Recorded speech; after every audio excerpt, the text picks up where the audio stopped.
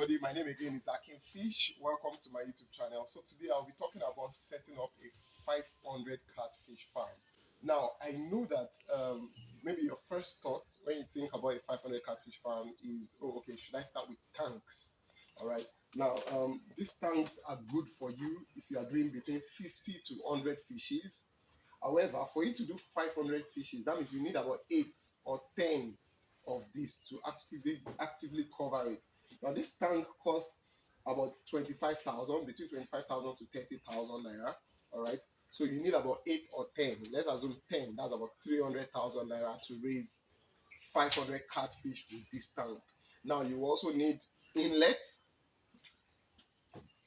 and outlets for each of the tanks. That already puts your budget to about 350,000 naira. But I wanted to show you also, let's even compare between this tank and the other possibilities for you. All right, so come along. We're comparing that white tank I showed you first and then this tank as well. Now, this tank is about 3,000 liters of water and it goes for, currently, it goes for about 200,000 naira. And it is estimated that it's supposed to take 500 fishes. However, in reality, it can only take a maximum of 150 fishes. If you put more than 150 fishes inside here, you will see that the fishes will be hanging. All right. And when they are hanging, they are not growing. The fish is supposed to take oxygen from water. All right. But when they start hanging, it's because they are taking oxygen from air. Meanwhile, it's that oxygen they will use to break down the food that you are giving them. So you come, you throw feed, you see that they eat. All right. You see that they eat, but they don't grow.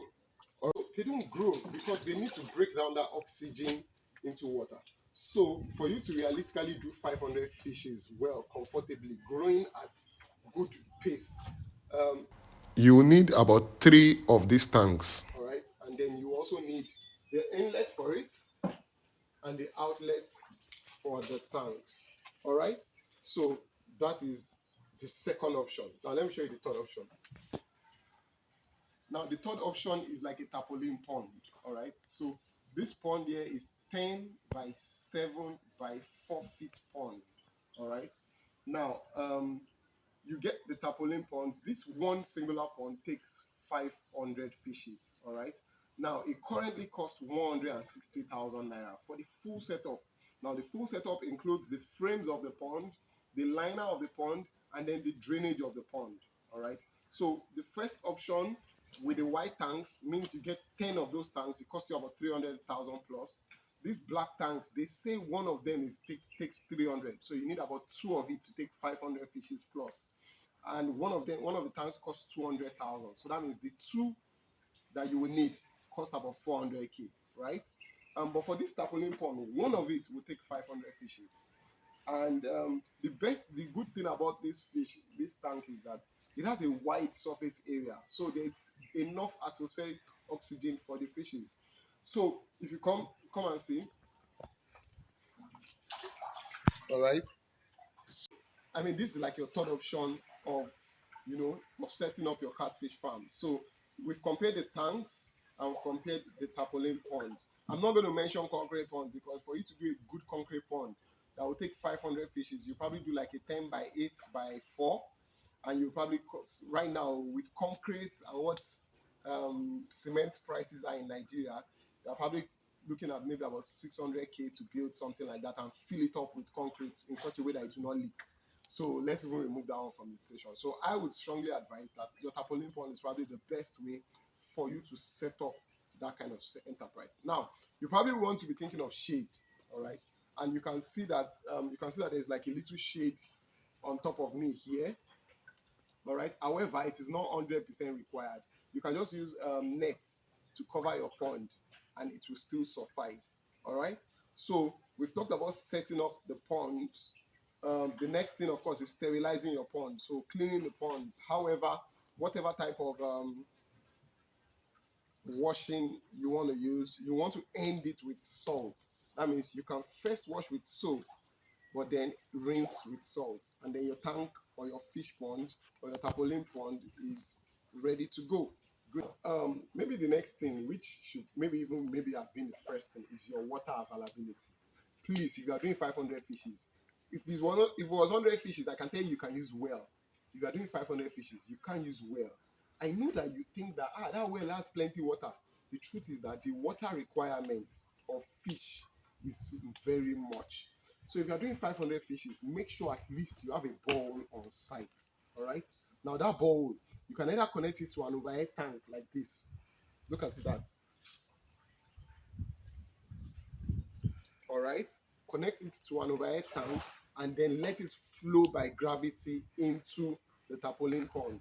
Or you can also connect the ball directly to the tarpaulin pond. All right, however, I still say that I would like for you to use NEPA light.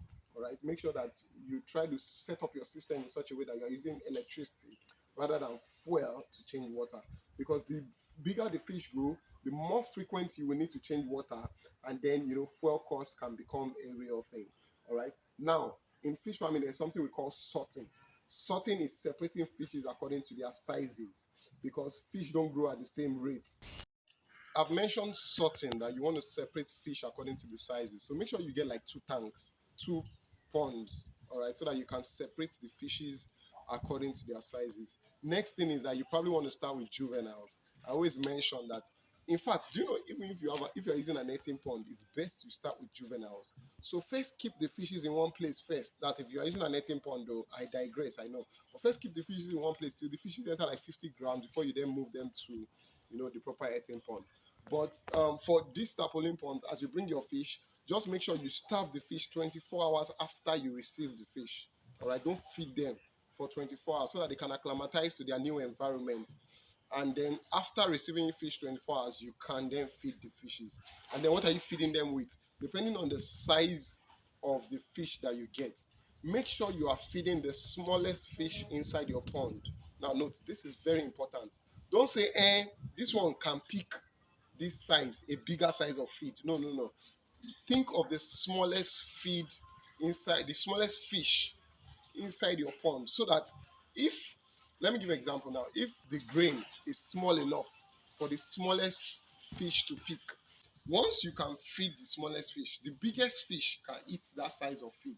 But if you are targeting the bigger fish, the smallest one inside the pond might not be able to feed it. So before you know it, you now start seeing disparity. That's what you see when you see big fishes. You now see some small ones. Those small ones did not eat again because the size of feed you are giving them, they could not pick. So you want to make sure that as you are feeding, you are always using like a smaller size of feed that everyone can pick. All right. So we've talked about the ponds. We've talked about your water source. We've talked about cleaning your ponds. Now, disease prevention is done. Now, I want to talk about disease prevention. All right. So for you to prevent diseases on your farm, you need to change your water often. You probably also need to give like a salt bath. That is, you put salt inside water and keep your fishes inside it for just 30 minutes and let your water go. Now, if you are doing 500 fishes, I would advise, don't call bulk buyers for your fishes. Walk to pepper soup joints. Do you understand? And or get a small fish smoking kiln for you to smoke your fishes by yourself. You will increase your profits almost by 30% if you are able to sell your fish singularly. That's one, rather than telling one bulk buyer to come and pack all your fishes. It doesn't always work. All right. So I wanted to show you some samples just to inspire you. Now look at these tanks. Notice the net on top to avoid predators. All right. Notice the 3 tanks available, and then notice the new mobile pond the person just installed to expand his business. Notice the tanks that bring water in, and notice that this is done at the back of somebody's house. So tell me why you can't have this at the back of your house.